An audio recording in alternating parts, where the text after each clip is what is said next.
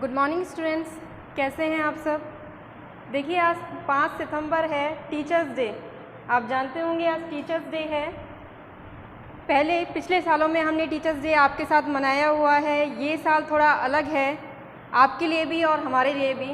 Teachers day पे आप लोग हमारे साथ यहाँ मौजूद नहीं हैं, पर ऑनलाइन लेक्चर के द्वारा हम आपके पास ज़रूर मौजूद हैं। देखिए थोड़ा टाइम इस टाइप का चल रहा है कि आपको अब घर बैठ के ही पढ़ना होगा कुछ समय के लिए। हम उम्मीद करते हैं जल्दी कॉलेज खुल जाएंगे और आप लोग हमारे साथ यहाँ पर मौजूद होंगे। तो अपनी पढ़ाई जो है उसको कंटिन्यूअस रखें। काफ़ी बच्चे ये कहते हैं कि हम लोगों ने अभी पढ़ना छोड़ दिया है, सोने में ही टाइम बीत रहा है उनका। तो ऐसा ना करें। जो हम नोट्स आपको यहाँ पर प्रोवाइड कर रहे हैं, बोर्ड्स पे लिखा रहे हैं, उस चीज़ को प्रैक्टिस करें, अपने नोट्स को कंप्लीट रखें।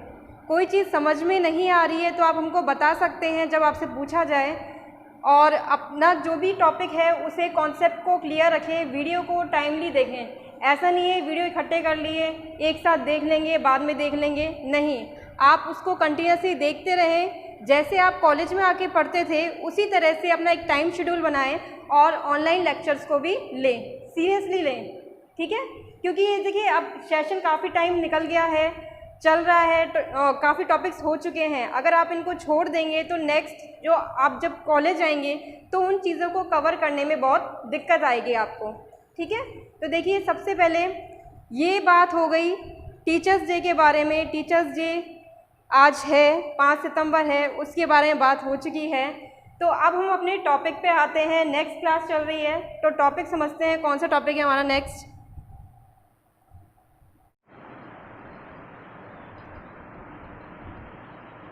Good morning students, BSc third year Hindi medium. देखिए HSAB फर्स्ट यूनिट हमारी चल रही है। पिछली क्लास में मैंने आपको थ्योरीज़ के बारे में बताया था, जो कि HSAB संकल्पना को सिद्ध करती है, उसे समझाती है। तो कुछ थ्योरी के बारे में मैंने बताया था कि ये इम्पॉर्टेंट थ्योरी हैं, जैसे कि फर्स्ट थी इलेक्ट्रॉनिक थ्योरी, जिसे आयनिक और सहसंयोजक सिद्धांत भी कहा जाता है, ठीक है, सहसंयोजक बंधन सिद्धांत। इसके बारे में मैंने आपको पिछली क्लास में डिटेल से बता दिया है। मुझे लगता है आपको समझ में भी आ गया होगा। आज की क्लास में हम सेकंड हमारी जो सिद्धांत है, सेकंड थ्योरी है, उसके बारे में समझेंगे, जो कि थी पाई बंधन सिद्धांत।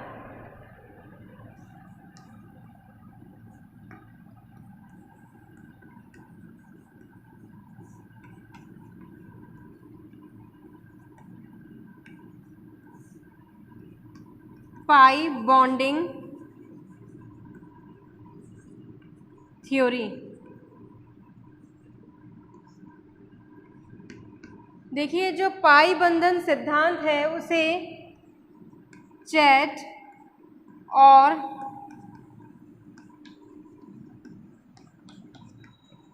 मुल्कन ने दिया है।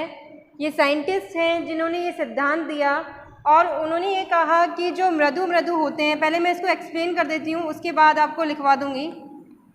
मृदु अम्ल होते हैं और मृदु क्षार होते हैं।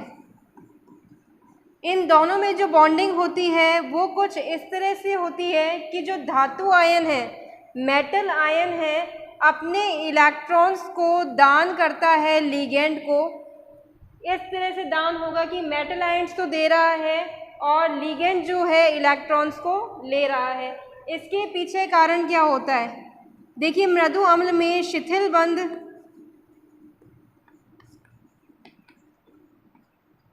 डी इलेक्ट्रॉन्स होते हैं, जिनकी ऑक्सीकरण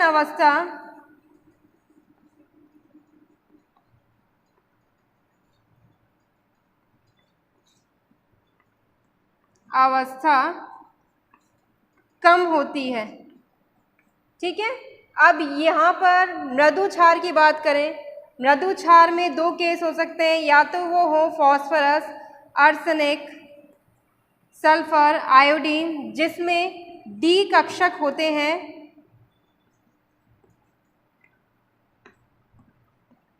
खाली डी कक्षक होते हैं। एक तो ये केस हो जाए, या फिर हो COCN- साइनाइड या मोनोक्साइड। ये कौन से हो जाएंगे, इसमें होता है पाई एंटी बॉन्डिंग मॉलिक्यूलर ऑर्बिटल, ठीक है। पाई प्रतिबंधी आणविक कक्षक, ये हो सकते हैं, ये रिक्त हैं या फिर ये वाले रिक्त हैं, इन दोनों में से कोई भी केस हो वो आते हैं मृदु क्षार में। तो यहाँ पर क्या होगा, जो स्थिर बंधित डी इलेक्ट्रॉन्स हैं, डी इलेक्ट्रॉन्स मृदु अम्ल के मृदु क्षार में जाकर, मृदु क्षार के खाली कक्षक में जाकर Ml बंध का निर्माण करते हैं। ये हो गया मृदु अम्ल तथा मृदु क्षार की बॉन्डिंग की बात की जाए। दूसरी बॉन्डिंग हम देख सकते हैं वो है कठोर कठोर के मध्य।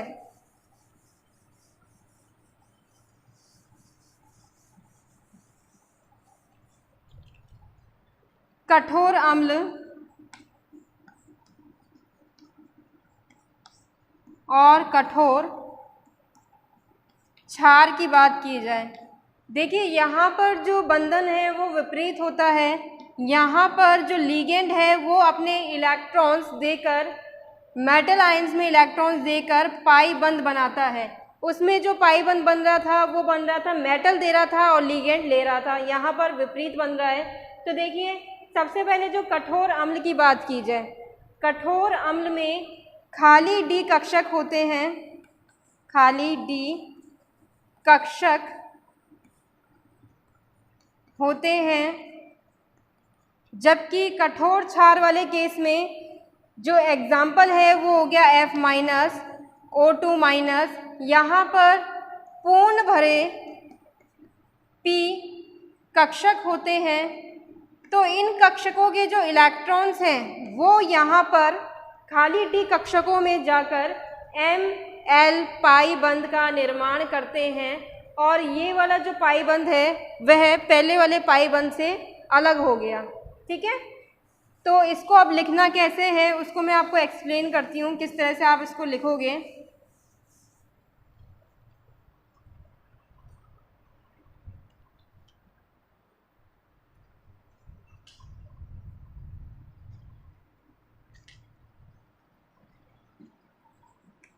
यह सिद्धांत चैट तथा मुलिकन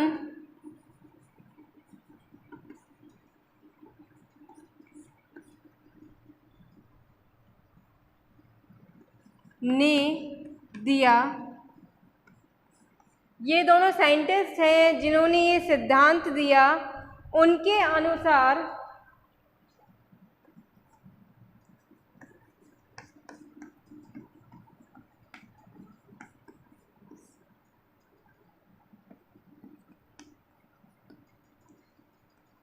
मृदु अम्ल में शिथिल बंध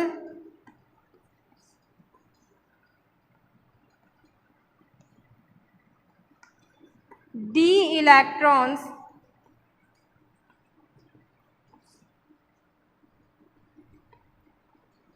पाए जाते हैं,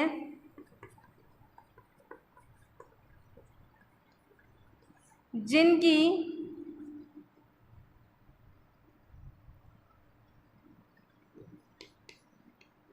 ऑक्सीकरण अवस्था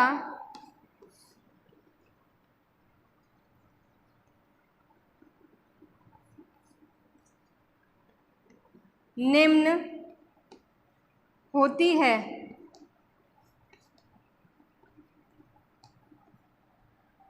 साथ ही मृदु क्षार में, मृदु क्षार को इसकी बात करें, फास्फोरस, आर्सेनिक, सल्फर, आयोडीन आदि में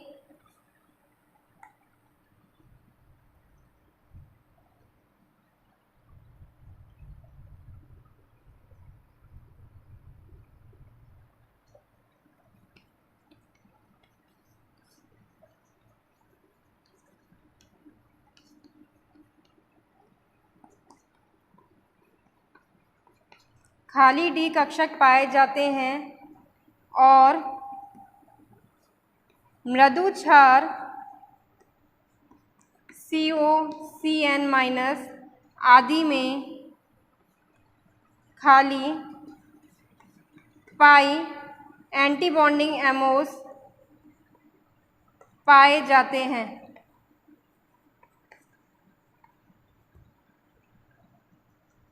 ठीक है, इस तरह से यहाँ पर दो प्रकार के खाली कक्षक पाए जा रहे हैं। ये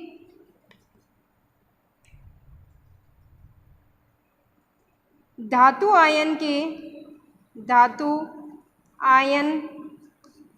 के डी इलेक्ट्रॉन क्षार के खाली कक्षक में जाकर Ml, एरो से इसको रिप्रेजेंट करें, Ml पाई बंद बनाते हैं। इसे मैं थोड़ा सा दोबारा से लिख देती हूँ, कंफ्यूजन ना हो।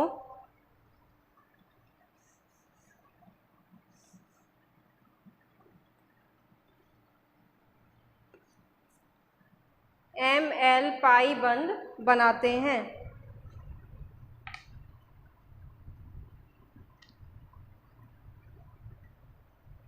ये हो गया फर्स्ट वाला केस, इसको नोट करें।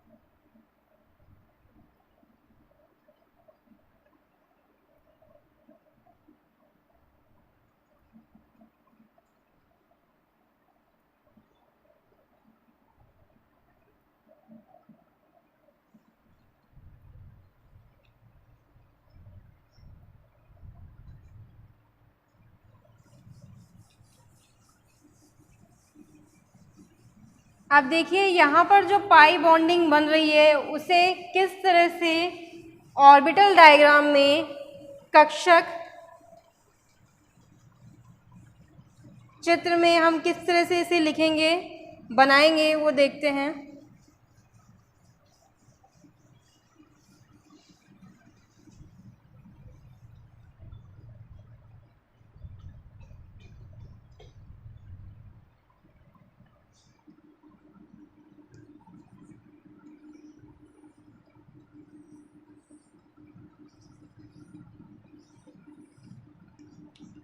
जैसे कि बताया, मेटल आयन के पास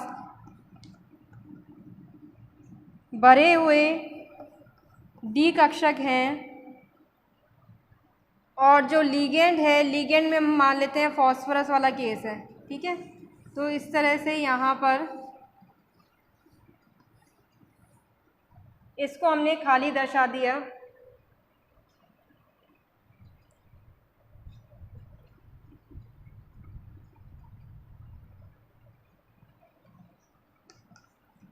पूरित डी कक्षक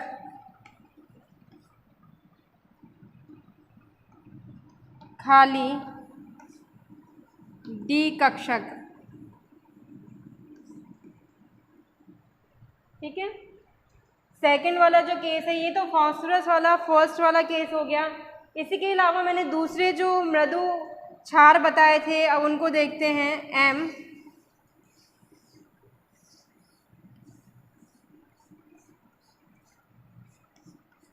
धातु आयन है और लिगेंड की बात करें तो हम यहाँ पर CO ले लेते हैं।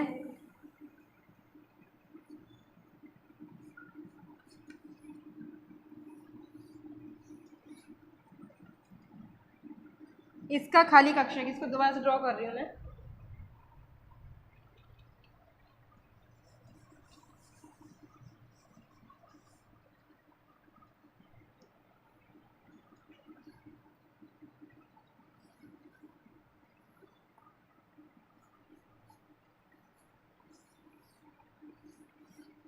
ठीक है, इस तरह का डायग्राम है। यहाँ पर देखिए, ये तो है पूरित डी कक्षक धातु आयन का, जबकि ये है पाई एंटी बॉन्डिंग मॉलिक्यूलर ऑर्बिटल। ठीक है, तो ये वाली जो बॉन्डिंग है वो किसके बीच में है? मृदु अम्ल मृदु क्षार के बीच में, और ये जो बॉन्ड बन रहा है वो मेटल आयन से लिगेंड की तरफ पाई बंधन है। ठीक है, सबसे पहले इसको बनाएं, ड्रॉ करें।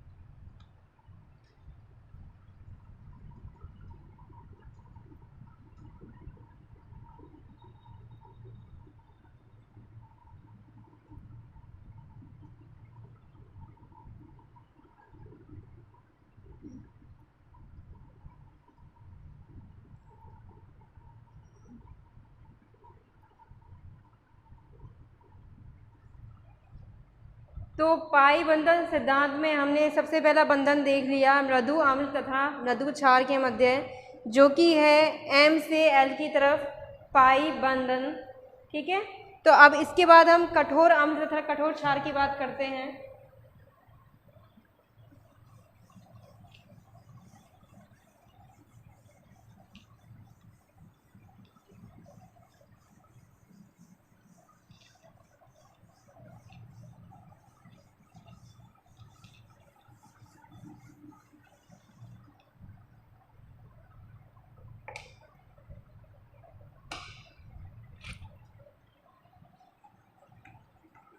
इसी प्रकार कठोर अम्ल में दृढ़ बंध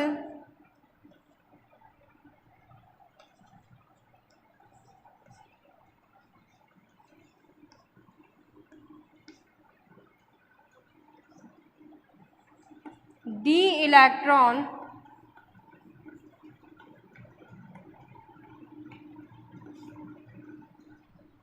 दृढ़ बंध डी इलेक्ट्रॉन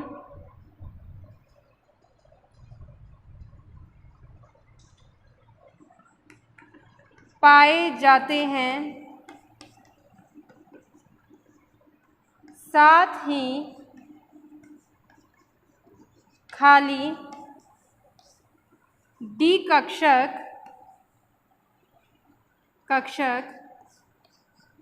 भी पाए जाते हैं।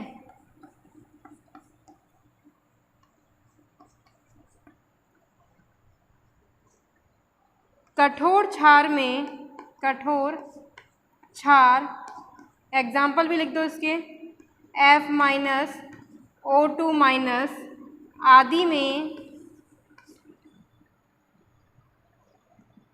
पूर्ण भरे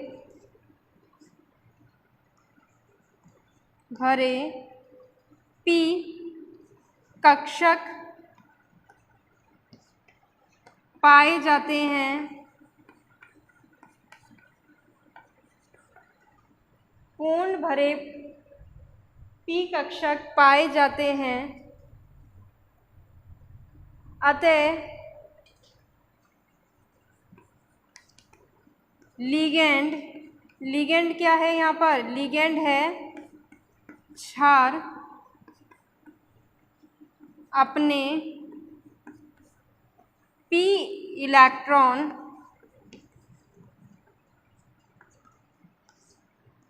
का दान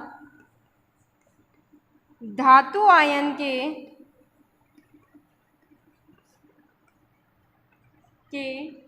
खाली डी कक्षक में करता है, खाली डी कक्षक में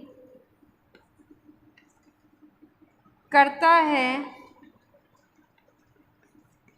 जिससे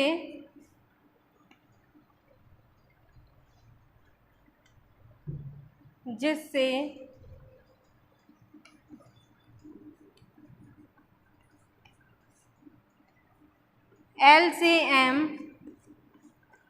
पाई बंध बनता है। ठीक है, दोनों में बॉन्डिंग डिफरेंट है, मृदु अम्ल में, मृदु क्षार में तथा कठोर अम्ल तथा कठोर क्षार में। ठीक है, इसे नोट डाउन करें।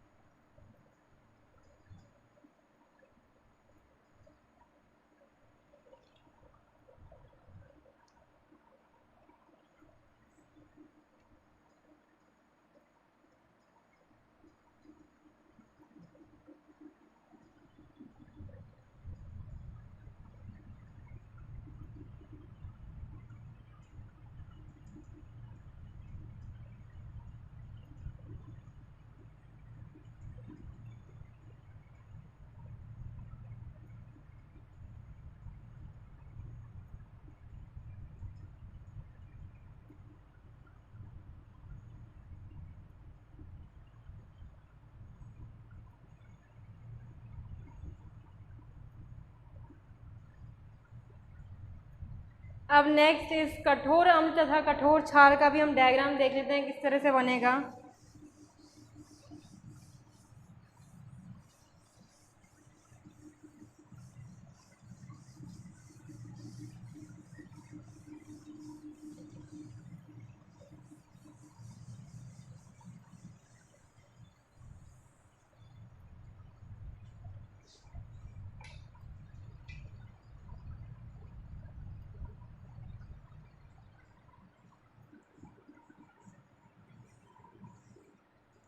जैसे कि मैंने ये बताया, जो मेटल आयन है यानी धातु आयन है कठोर अम्ल का, उसमें पूर्ण भरे हुए कक्षक होते हैं।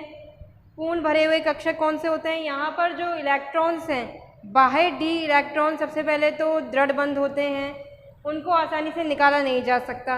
इसके अलावा कुछ ऐसे कक्षक भी होते हैं डी कक्षक जो कि खाली होते हैं। ठीक है, उनको ही खाली को ही हम रिप्रेजेंट कर रहे हैं। इसके अलावा जो F माइनस लीगेंड हो गया या फिर O2 माइनस लीगेंड है, ये वाले जो लीगेंड है ये है कठोर क्षार। इन लीगेंडों में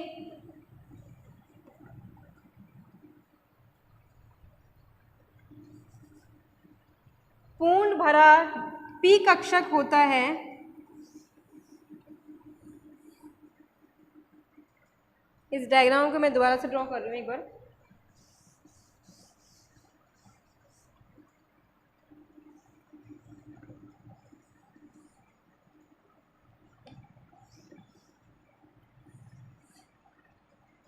F का जो है पूर्ण भरा P कक्षक है, जबकि जो धातु आयन है उसका खाली D कक्षक है धातु आयन का, जबकि F जो है लिगेंड क्षार, उसका पूर्ण भरा P कक्षक है जो कि बंध निर्माण में भाग ले रहा है। तो बॉन्डिंग किस तरह की हो गई? ये बॉन्डिंग हो गई लिगेंड से मेटल की तरफ पाई बंधन। और ये बात हो रही है कठोर अम्ल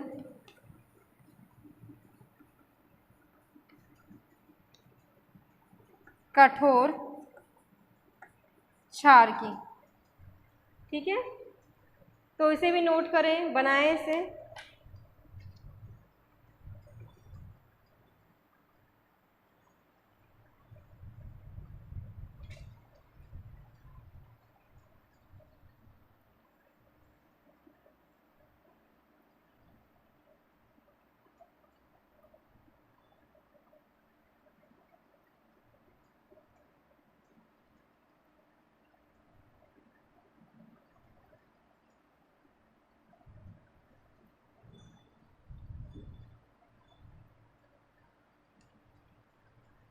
ओके, ये हमारी थ्योरी हो गई पाई बॉन्डिंग थ्योरी। इससे पहले मैंने आपको फर्स्ट थ्योरी भी कराई थी जो कि थी इलेक्ट्रॉनिक थ्योरी, जिसे आयनिक या सहसंयोजक बंध सिद्धांत भी कहा जाता है। ठीक है, पाई बॉन्डिंग थ्योरी बहुत सिंपल सी थ्योरी है। इसमें डायग्राम्स वगैरह आपको ढंग से आने चाहिए, उसको ड्रॉ करने की आप प्रैक्टिस कर लें। इसके बाद हमारी थर्ड थ्योरी आएगी पिट्जर थ्योरी। तो उसे देखते हैं, पिट्जर थ्योरी को कौन सी किस तरह की पिट्जर थ्योरी आएगी।